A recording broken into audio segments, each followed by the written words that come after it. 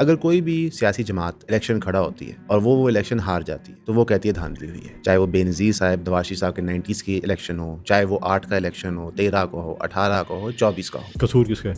हमारे मीन सियासतदानों का है। अगर हम सियासतदान अपनी दाढ़ी किसी और के हाथ में देंगे तो ये खबर हो जाए। जब हमारी 16 महीने के दम एतमाद के बाद हुकूमत आई थी तो मेरे पार्टी के चेयरमैन ने सबसे पहले कहा था कि अपोजिशन के साथ डायलॉग्स होने चाहिए, और हमने अपनी इत्तेहादी जमातों को अपोजिशन के साथ डायलॉग से बिठाया था। हम जब आपस में बैठेंगे ना तो कुछ ना कुछ चीजें 10 पॉइंट्स होंगे, 2-3 पे एग्रीमेंट होगा, 7-8 पे शायद ना हो, लेकिन हम एक सिस्टम में शुरू तो हो जाते हैं ना बातचीत। लेकिन अगर हम मीडिया के जरिए बात करेंगे और टॉक शोज के जरिए बात करेंगे तो मसले हल नहीं होगा। मेरी पार्टी से 2-4 लोग होंगे जो स्पॉयलर्स होंगे, दूसरी पार्टी से भी 2-4 स्पॉयलर्स। आप देखें जब पीटीआई की हुकूमत थी, नेशनल सिक्योरिटी का इशू आया, इंडिया का इशू आया, जब हमारे एयरफोर्स का वो अटैक हुआ था, एक मीटिंग होती है नेशनल सिक्योरिटी की सबकी, उसमें सिर्फ chief secretary of the country गायब होता है, अपोजिशन बैठी होती है। कौन सी मीटिंग मुझे बताएं कि वो प्राइम मिनिस्टर उस वक्त मौजूद होते थे? कहते मैं इनसे हाथ नहीं, भाई आप 100 दफा हमने भी आपसे हाथ नहीं मिला, लेकिन आप अपने मुल्क के लिए तो बैठे ना। भाई मोहतरमा शहीद एक्साइल में थी, जरदारी साहब 14 साल जेल में थे, मियां साहिबान पे या बाकी पॉलिटिकल फोर्सेस पे भी टाइम ऐसे गुजरा। कभी उन्होंने कहा कि हम आपसे बात करेंगे जब मोहतरमा शहीद एक्साइल से वापस आएंगे तो आपके साथ बैठेंगे। आज भी कहते हैं पार्लियामेंट में अगर हम आपस में नहीं बैठेंगे और चोर दरवाजा और चोरी शुदा जिसमें खिड़की से जो चोरी होती हो उसको बंद नहीं करेंगे तो हमारे साथ ये काम होता रहेगा।